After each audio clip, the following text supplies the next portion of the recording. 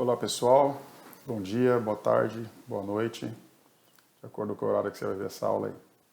Hoje nós vamos começar esse experimento aí de aula pré-gravada, considerando essa pandemia que atinge nosso país, atinge o mundo aí. Mas logo em breve, com fé em Deus, tudo vai passar e voltamos aos nossos encontros pessoais, beleza?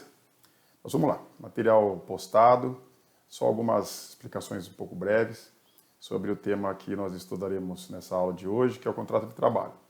Lembrando um detalhezinho, o contrato de trabalho, ele é um contrato espécie do gênero contrato disciplinado lá no Direitos dos Contratos, Direito Civil, sendo que uma das espécies de contrato nós temos o contrato de trabalho, que tem algumas particularidades que a gente vai verificar na data de hoje.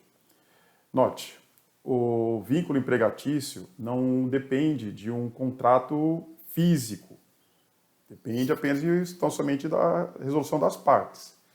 Okay? Então, não precisa necessariamente, para que a gente verifique a existência ou não do vínculo empregatício, que as partes tenham firmado, tenham assinado um contrato de trabalho. Basta que eles tenham resolvido isso e, assim sendo, a relação jurídica de emprego começa a ser regulada. Assim sendo, a gente já começa pensando da seguinte forma. O contrato de trabalho ele pode ser um contrato expresso, ou seja, aquele contrato que a pessoa assina quando é contratada, ou ele pode ser um contrato tácito. Eu chamo a pessoa para trabalhar para mim, ela começa a trabalhar, eu remunero ela, começo a dar ordens, eu tenho subordinação, todos os requisitos que a lei assim determina. Então, nós temos um contrato de trabalho tácito. Então, são as duas espécies.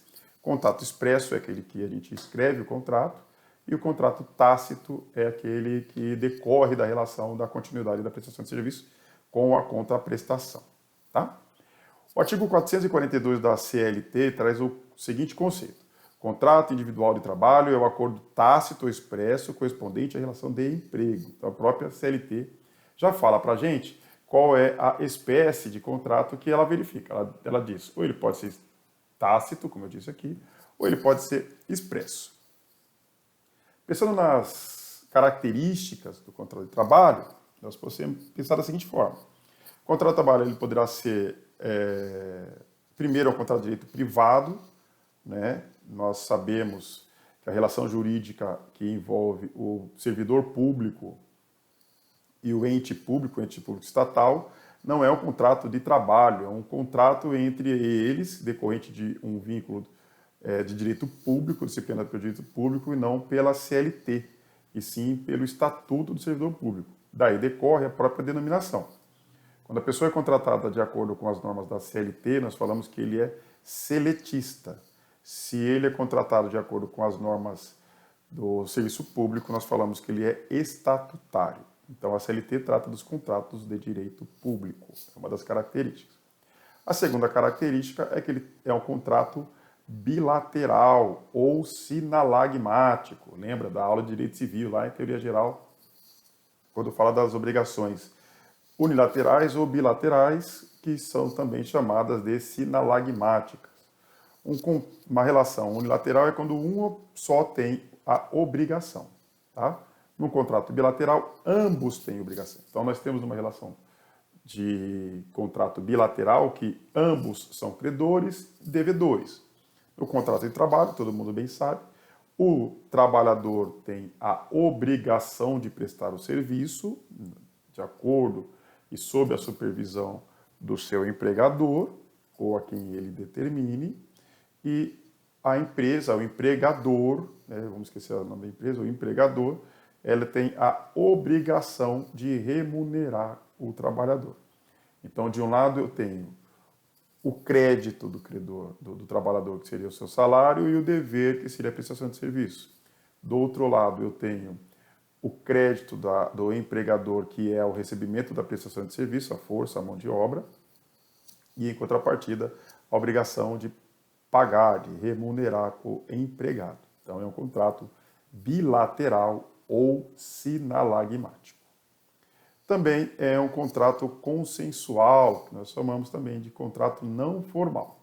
Lá nas características dos contratos, nós sabemos que nós temos os contratos chamados de contratos solenes. Os contratos solenes são aqueles que têm uma forma descrita na lei, como, por exemplo, A escritura de compra e venda de um imóvel. Nós sabemos que compra e venda de um imóvel tem um documento próprio. Veja, a escritura de compra e venda é um contrato, não o compromisso particular de compra e venda. É uma outra coisa, tá? Então, nós temos os contratos formais e os contratos solenes, não formais ou consensuais. Os contratos formais solenes é uma coisa, eu tenho uma solenidade, eu tenho uma formalidade descrita na lei. E os contratos consensuais ou não formais são aqueles também estabelecidos na norma, onde nós não temos uma forma própria. Então, como eu disse no começo, o contrato de trabalho pode já ser escrito, como ele pode ser não escrito. Então, ele é um contrato não formal, consensual. É um contrato também que nós falamos intuito personae. O que é um contrato intuito personae? É aquele contrato que é relacionado à própria pessoa. Eu contrato o André. Né? Eu não tenho uma relação de vínculo empregatício em que eu não tenho a pessoa certa. Nós estudaremos nos nossos próximos encontros que um dos requisitos, uma das características da relação de emprego é a pessoalidade. A pessoalidade é somente aquela pessoa que foi contratada é que poderá vir trabalhar. Então, no lugar para qual e desempenhar essas funções para a qual ela foi contratada. Então, o contrato de trabalho é um contrato intuito personae. Ele é verificado em relação àquela pessoa. Há o requisito da pessoalidade. Também, como característica, nós podemos dizer que o contrato de trabalho é um contrato de trato sucessivo ou um contrato de prestação periódica. O que é isso? Ele se renova a cada ato.